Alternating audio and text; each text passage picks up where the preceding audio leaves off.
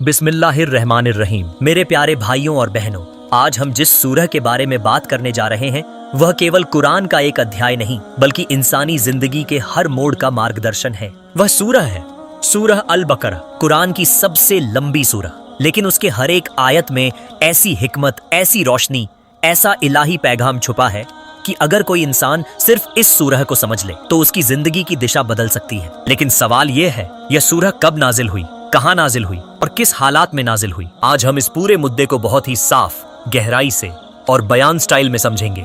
सूरह अल बकरा पूरी तरह से मदीना मुन्नव्वरा में नाजिल हुई। जब नबी करीम सल्लल्लाहु अलैहि वसल्लम 13 साल की कठिन संघर्ष भरी दावत के बाद मक्का से हिजरत करके मदीना पहुंचे, तब मुसलमानों की जिंदगी एक नए दौर में दाखिल हुई। मक्का में वे कमजोर थे, अत्याचार झेलते थे, तानों और जुल्म का सामना करते थे। लेकिन मदीना में उन्हें मिला आजादी, भाईचारा, समाज और एक नया इस्लामी राज्य। और जब एक राज्य बनता है तो उसे जरूरत होती है कानून की, शरीयत की, इंसाफ की, समाज चलाने की पूरी व्यवस्था की। ठीक इसी समय अल्लाह ताला ने सूरह अल बकरा नाजिल करना शुरू किया ताकि मुसलमानों को एक मुकम्मल जिंदगी की राह दिखाई जाए। मदीना में उस समय यहूदी कबीलों की बड़ी ताकत थी। बनु नजीर, बनु कौरैजा, बनु कैनुकरा।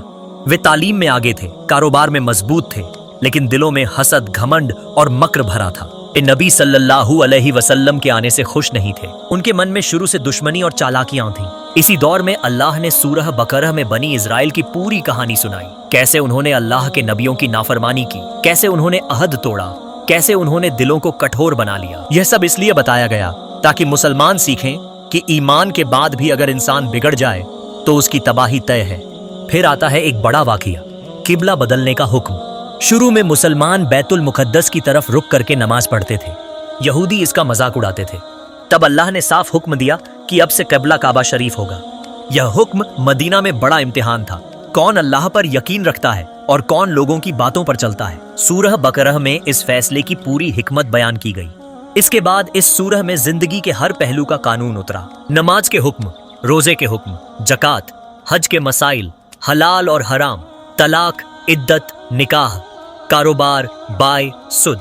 खासकर सूद को हराम घोषित करने वाली आयतों ने दुनिया की आर्थिक सोच को बदल दिया। अल्लाह ने समझाया कि सूद समाज में जुल्म लाता है, अमीर को और अमीर और गरीब को और गरीब बनाता है। फिर आते हैं जिहाद के मसाइल, बद्र की तैयारी, उहुद की कठिनाइयां, मुनाफिकों की चालें। यह सब इसी दौर में नाजिल हुआ और मुसलमानों को हिम्मत और सब्र का पैगाम दिया गया। सूरह बकरा में अल्लाह ने यह समझाया कि जन्नत सब्र करने वालों के लिए है और जहन्नम उन लोगों के लिए है जो अहंकार, जिद और नाफरमानी में डूबे रहते हैं। इस सूरह में कुछ ऐसी दुआएं हैं जो हर मुसलमान की जबान पर रहती हैं।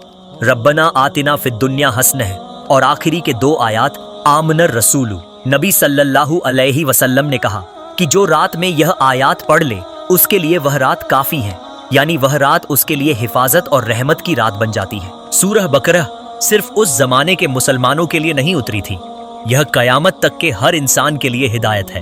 मदीना की मिट्टी पर इस सूरह ने जिस तरह उस टूटे फूटे समाज को एकजुट किया, उसी तरह आज भी यह सूरह दिलों को जोड़ती है, घरों में बरकत लाती है और शैतान को भागने पर मजबूर कर देती है। मेरे प्यारे भाइयों और बहनों, सूरह अल बकरा सिर्फ आयात का एक मजमुआ नहीं, यह इस्लामी सभ्यता की बुनियाद है। यह इंसान को उसकी जिम्मेदारियां सिखाती है, उसके अंदर तकवा पैदा करती है, उसके दिल में सब्र, शुक्र और अल्लाह पर भरोसा पैदा करती है। इसलिए हमें चाहिए कि हम इस सूरह को सिर्फ पढ़ें नहीं बल्कि समझें, दिल में उतारें और अपनी जिंदगी में लागू करें। अल्लाह ताला हमें इस सूरह की नूरानियत से हमारी जिंदगी को रोशन करने की तौफीक दे। आमीन।